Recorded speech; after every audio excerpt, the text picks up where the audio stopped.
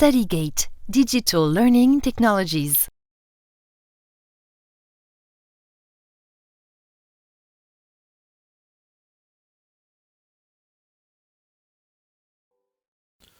L'occlusion intestinale aiguë.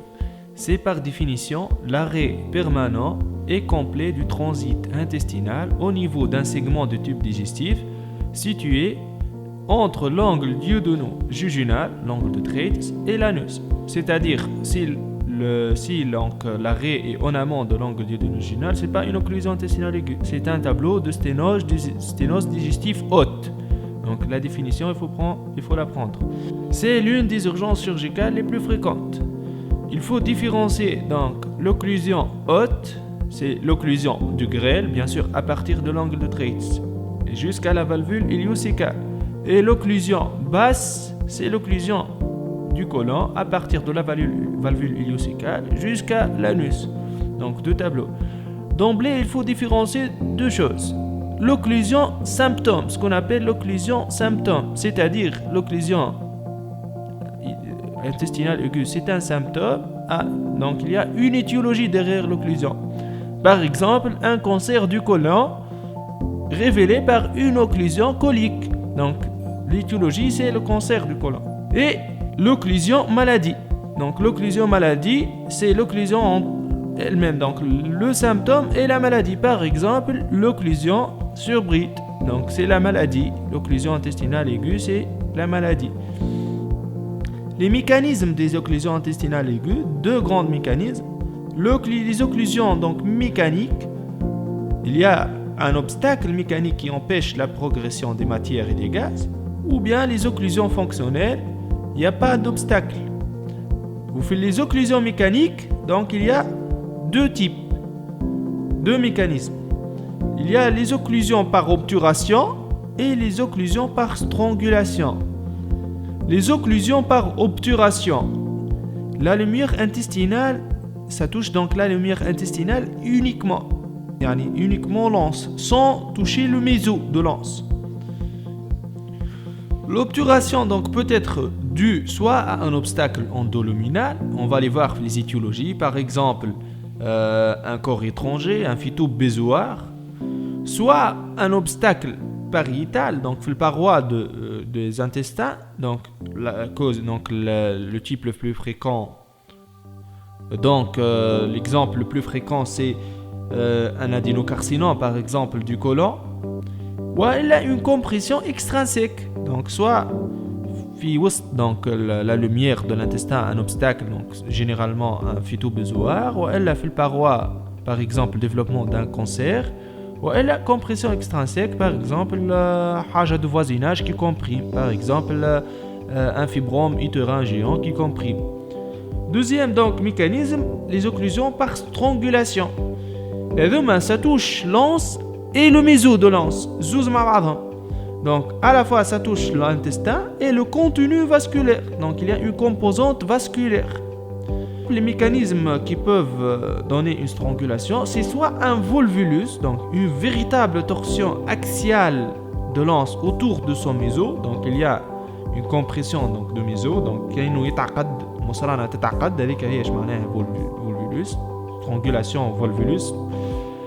وإلا donc incarcération. Donc généralement les hernies étranglées, l'anse intestinale et incarcéré le collet il est petit, donc l'anse n'est plus réductible, il y a une compression donc de son méso. وإلا l'invagination intestinale. Donc l'invagination c'est le télescopage d'un segment intestinal dans un autre segment intestinal, donc surtout chez le nourrisson. Les occlusions fonctionnelles par contre, il y a une anomalie de la contractilité de l'intestin sans atteinte organique, donc sans atteinte anatomique. Il n'y a pas d'obstacle sur l'intestin. Il faut savoir qu'il y a des occlusions mixtes, donc une part mécanique, occlusion mécanique et fonctionnelle. L'anapathe, donc les lésions de l'intestin suite à une occlusion intestinale aiguë, il faut savoir qu'il y a trois stades. Il y a un stade de congestion passive, les anses sont distendues mais sont viables, il n'y a pas donc de nécrose ou d'ischémie. Les anses sont blanchâtres et lisses, donc sont viables. Le deuxième stade, c'est le stade de souffrance, donc c'est le stade d'ischémie. Les anses donc deviennent rouge foncé, violacé. Bien sûr, le diagnostic de vitalité peut se faire en péropératoire. Et dernièrement, donc, le stade de nécrose, et bien sûr, ça évolue vers la perforation. Donc, l'occlusion intestinale aiguë, c'est une urgence chirurgicale, parce qu'il y a le risque de perforation. C'est ça donc qui fait c'est une urgence. Donc, sur le plan local, bien sûr, il y a aussi, attention à physiopathe, le retentissement sur le plan général aussi. C'est une maladie générale. Le stade donc de nécrose et perforation, la vitalité est compromise. Il faut faire des résections. Physiopathe, donc il y a un retentissement local de l'occlusion et un retentissement général. Donc les conséquences locales sont liées donc en grande partie à la distension intestinale. C'est-à-dire que donc c'est l'élément physiopathologique majeur. Il y a donc l'arrêt du transit d'abord. Il y aura une accumulation d'abord des gaz, puis des matières, donc, puis des liquides. Les liquides, généralement, ça provient donc des sécrétions digestives, des liquides des aliments, tout ça. Les gaz, donc bien sûr, ça provient de l'air du gluti et dès qu'on le gaz. Donc d'abord, il y a une accumulation des gaz, puis des liquides en amont de l'obstacle. Il y aura donc une hyperpression pour donc, un effort de lutte intestinale, donc pour lutter contre l'obstacle. Et c'est ce qui génère les douleurs abdominales.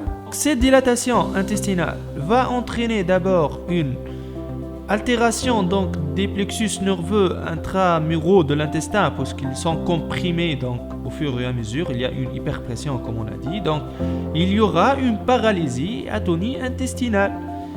Donc il y a une paralysie intestinale. Il y aura aussi une atteinte donc, des plexus nerveux périvasculaires. À l'augmentation de la pression aussi, il y aura des troubles circulatoires. Donc il y aura une tendance à l'exémie plasmatique. Le retour veineux au niveau de la paroi de l'intestin est diminué. Il y a une hyperpression au niveau des veines. Donc le liquide vasculaire, il a tendance à donc la paroi. Donc il la paroi. Ou qui la paroi, bien sûr, ça va augmenter la dilatation. Et c'est un cercle vicieux.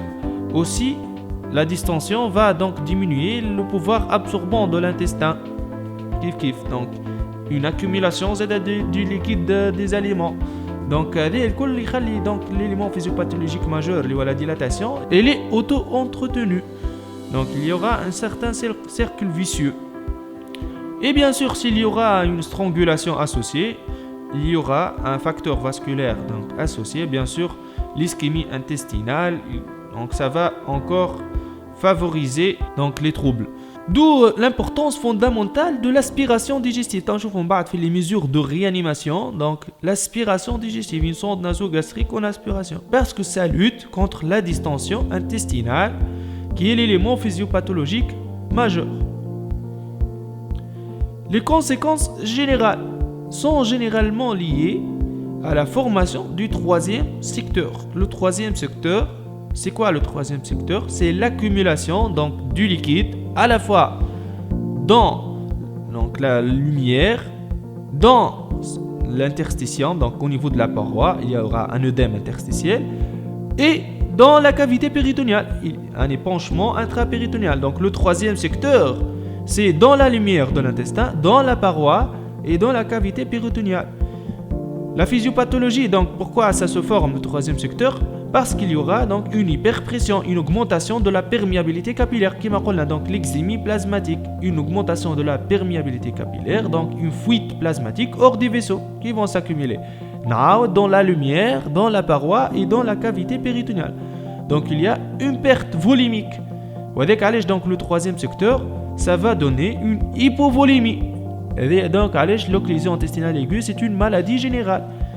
Donc il y aura une hémoconcentration, des troubles hydroélectrolytiques, donc il y aura donc une hyponatrémie, une hypocalémie qui aggrave encore la parésie intestinale, tant je vois l'hypocalémie. Il y aura une hypochlorémie, les troubles hydroélectrolytiques sont aggravés par les vomissements. Donc l'occlusion, il y a beaucoup de vomissements, donc les troubles sont auto-entretenus. Et au maximum, donc un état de choc hypovolémique. État de choc hypovolémique dû majoritairement au troisième secteur, mais aussi au vomissement. Donc, il y a donc la conséquence générale de l'année, il y a donc la formation du troisième secteur et donc l'état de choc hypovolémique. Deuxième conséquence générale, c'est l'état de choc septique. Donc, il y a un risque d'état de choc septique. Il y a une pullulation bactérienne due bien sûr à la diminution donc, du transit. Les bactéries donc, vont s'accumuler dans le segment intestinal en amont de l'obstacle. Et bien sûr, il y a une altération, donc une augmentation de la perméabilité vasculaire. Et donc, facilement, les bactéries vont pouvoir accéder au sang. Donc, il y a une endotoxémie bactérienne. Bien sûr, donc, les bactéries dans le sang peuvent, avec donc, l'altération de l'état général du patient, il y aura donc une septicémie, risque donc d'évolution à l'état de choc septique. Avec bien sûr l'ischémie, parfois donc strangulation, le facteur vasculaire, il y a l'ischémie, la nécrose. Bien sûr, ça attire les bactéries, surtout anaérobie, parfois la perforation. Donc les bactéries vont aussi accéder à la cavité péritonéale qui est richement vascularisée, vont accéder au sang. Donc il y a un risque septique très important aussi, l'occlusion intestinale aiguë. Et par la suite, le pronostic vital est mis en jeu. Avec allège, donc c'est une urgence médico-chirurgicale. Il y a un risque de retentissement, bien sûr, sur les principales fonctions rénales, cardiaques, pulmonaires, hépatiques, un syndrome de défaillance multiviscérale qui peut entraîner le décès du patient. Les conséquences physiopathologiques donc, de l'occlusion intestinale aiguë, il y a les conséquences locales liées, surtout l'élément physiopathologique majeur, c'est la dilatation intestinale, et les conséquences générales, l'état de choc hypovolémique, surtout lié à la formation du troisième secteur, et l'état de choc septique. Le diagnostic donc positif. L'approche diagnostique de l'occlusion intestinale aiguë. D'abord, la première étape, il y a des étapes, il faut les apprendre par ordre. Il faut reconnaître le syndrome occlusif. Donc le diagnostic, d'abord qu'il s'agit d'un syndrome occlusif. Donc il y a le côté bien sûr clinique, donc le syndrome occlusif clinique, et on peut bien sûr, attention, il faut compléter par un examen radiologique, le haut à l'abdomen sans préparation. Puis, deuxièmement, il faut évaluer la gravité, donc le diagnostic de gravité, qui m'a fait l'hémorragie digestive, c'est la deuxième étape. Puis, troisièmement, il faut identifier le mécanisme, donc c'est soit fonctionnel ou mécanique, et si c'est mécanique, c'est obturation ou strangulation. Quatrièmement, il faut identifier le siège, c'est grêle ou collant. Et cinquièmement, l'étiologie, donc la dernière étape, c'est l'étiologie. Donc la première étape, comment reconnaître le syndrome occlusif. C'est un tableau clinique. Syndrome occlusif, c'est 4 signes cardinaux à apprendre par cœur. Puis 3 symptômes, 3 signes fonctionnels qui motivent donc la consultation du patient. Des douleurs abdominales, des vomissements, arrêt de matière et des gaz. Et un signe physique à l'examen, le ballonnement abdominal ou le météorisme. Donc il faut savoir que la douleur abdominale, c'est le signe le plus constant. Ce n'est pas 100% constant, mais c'est parmi donc, la triade, c'est le signe le plus constant. C'est une douleur abdominale d'installation donc, variable qui peut être brutale, surtout strangulation, parfois progressive, c'est une douleur donc, paroxystique en général, donc c'est des coliques qui sont donc par définition des douleurs entrecoupées par des périodes d'accalmie. Mais parfois, surtout strangulation, c'est une douleur qui est continue, vive. Donc, l'analyse des symptômes et des signes, ça nous aide à connaître, à prédire donc, le mécanisme et à prédire le degré de gravité Z. Donc, généralement, c'est une douleur qui est périombilicale, peut être localisée ou diffuse. Les vomissements, donc, parfois précédés de nausées. Les vomissements, donc, 3 types de vomissements peuvent être rencontrés, alimentaires, bilieux et fécaloïdes. Il faut savoir que les vomissements soulagent généralement les douleurs. Donc oui, question avec quelques CM l'examen, les vomissements soulagent les douleurs, oui. Axe le péritonite, fait le péritonite, donc les vomissements ne soulagent pas les douleurs. Il faut savoir que les vomissements, bien sûr, peuvent être tardifs, parfois absents. Troisième signe, donc l'arrêt des matières et des gaz, c'est le signe majeur. qui définit l'occlusion. C'est logique, mais c'est pas le signe le plus constant et le plus fréquent. Attention, mais c'est le signe majeur de l'occlusion. Il faut savoir que l'arrêt des gaz est plus net que les matières. Toujours, donc, on se réfère à l'arrêt des gaz. L'arrêt donc des matières peut être masqué par la vidange de l'intestin d'aval. Le segment en aval, généralement, les occlusions hautes. Donc, il y a un segment distal qui peut contenir des matières. Il y a la vidange et ça peut donc nous induire en erreur. Le signe physique, donc, c'est le météorisme abdominal ou ballonnement, peut être localisé au-dessus, peut être immobile ou animé d'ondulations péristaltiques et peut être silencieux ou peut être accompagné des bruits hydro-aériques, selon le mécanisme en cause. Remarque, pas de contracture. Donc la contracture, ça signe, si l'occlusion, il y a une contracture, que soit c'est une occlusion, donc réflexe à une péritonite, soit c'est une occlusion qui a évolué au stade de perforation et avec une péritonite. Donc c'est le signe négatif majeur, la contracture. 3 réflexes à l'examen physique, il faut donc impérativement les chercher.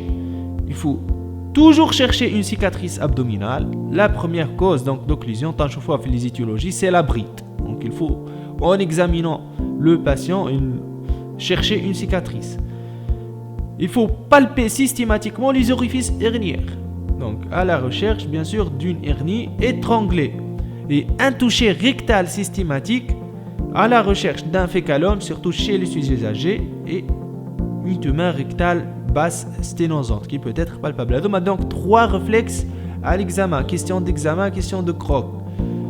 Donc le syndrome occlusif clinique, on peut compléter donc par l'abdomen sans préparation, surtout donc lorsque le diagnostic est douteux.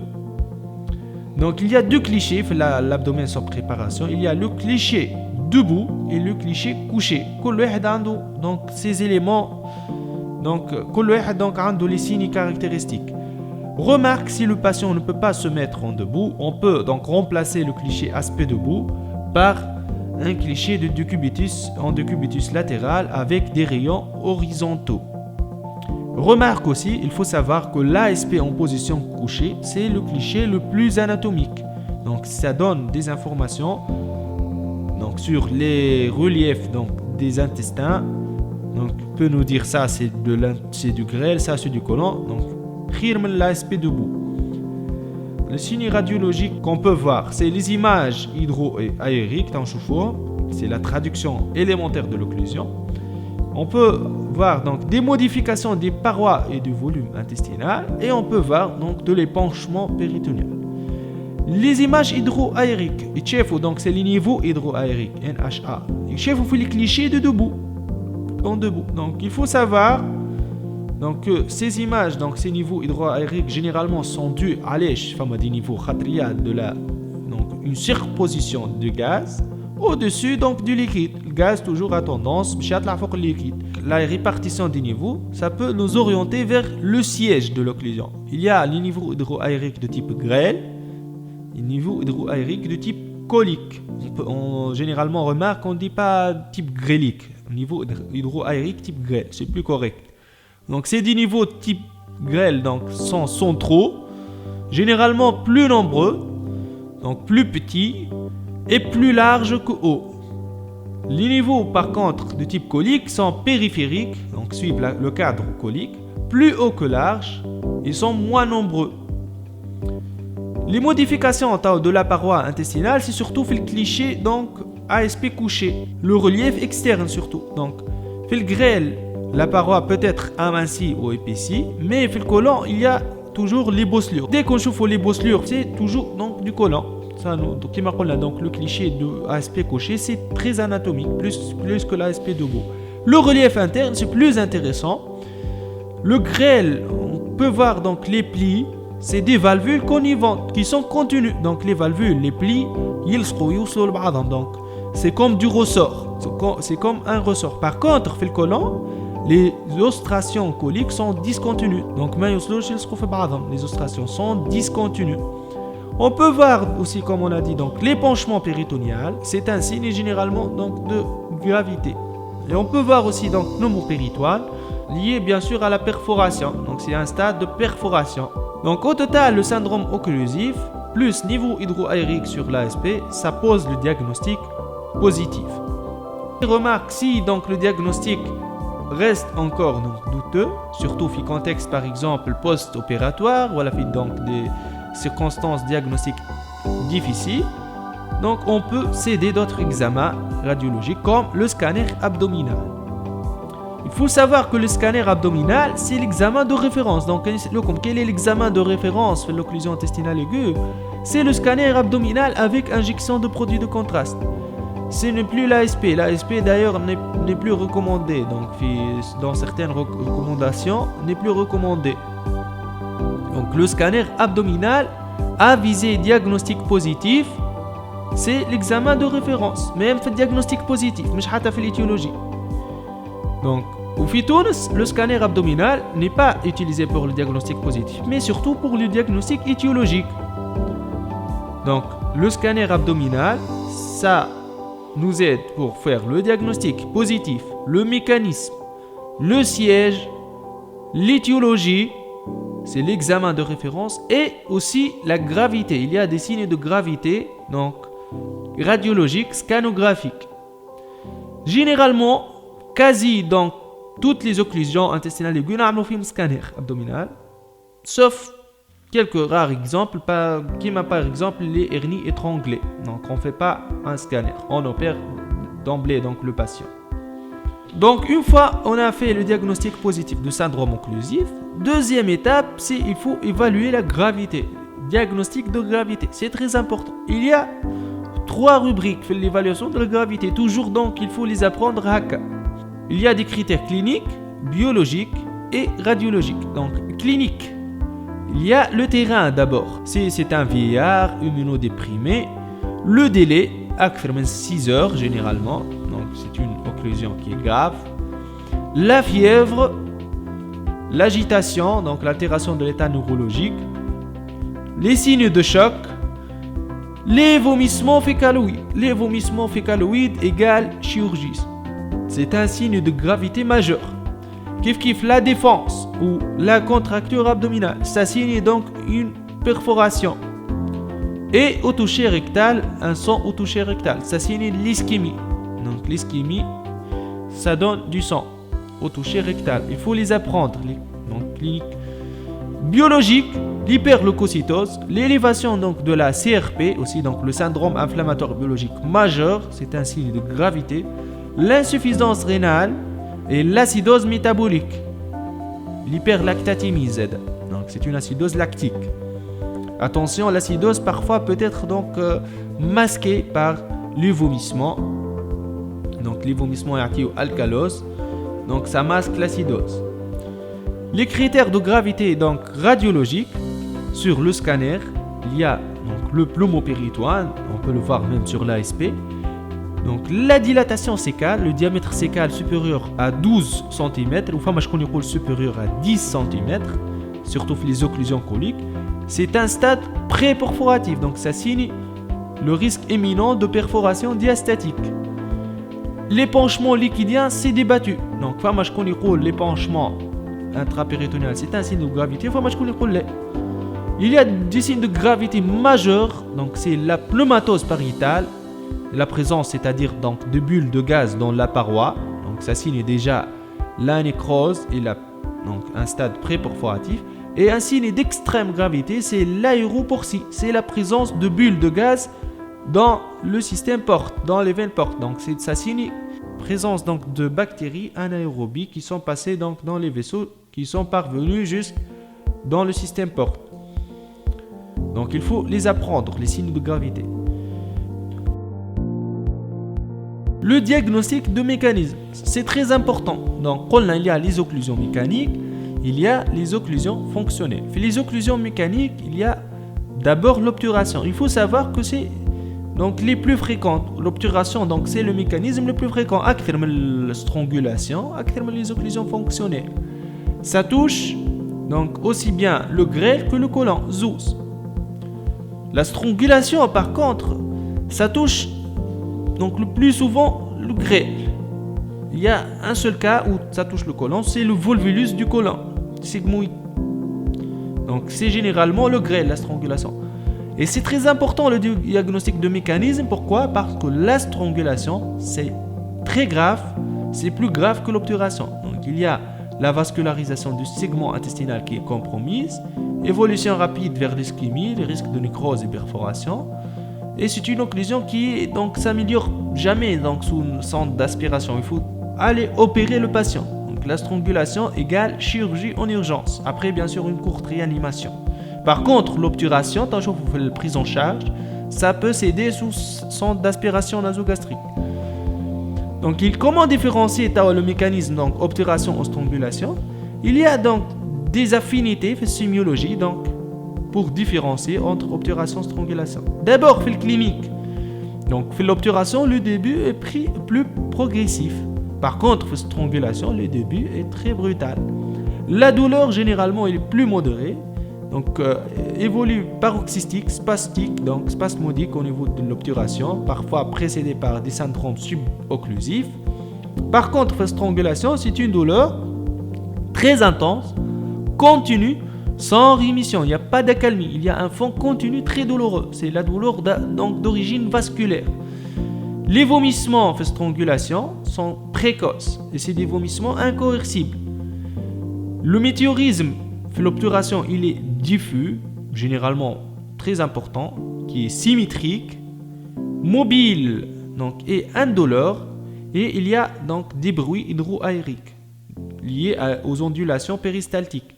Par contre, fait la strangulation, le météorisme est généralement localisé, peu important, donc il n'y a pas le temps pour développer le météorisme, asymétrique, qui est immobile, il y a donc une paralysie intestinale précoce, douloureux, et il n'y a pas d'ondulation péristaltique, donc liée à l'inertie intestinale, donc il y a une silence auscultatoire. Les signes généraux, il y a donc une remarquable altération de l'état général de strangulation, c'est des signes donc généraux qui sont très marqués, précoces. Par contre, l'obturation sont discrets, parfois tardifs. Sur donc, le plan radiologique, l'obturation, donc il y a des niveaux hydroaériques qui sont multiples, mais fait strangulation, il y a ce qu'on appelle un arceau unique. Arceau unique, donc une seule image, arceau unique. Fait scanner, aussi on peut donc voir un autre signe donc pour la strangulation, c'est l'infiltration de méso. Donc l'anse généralement elle est distendue et la paroi elle est épaissie avec infiltration.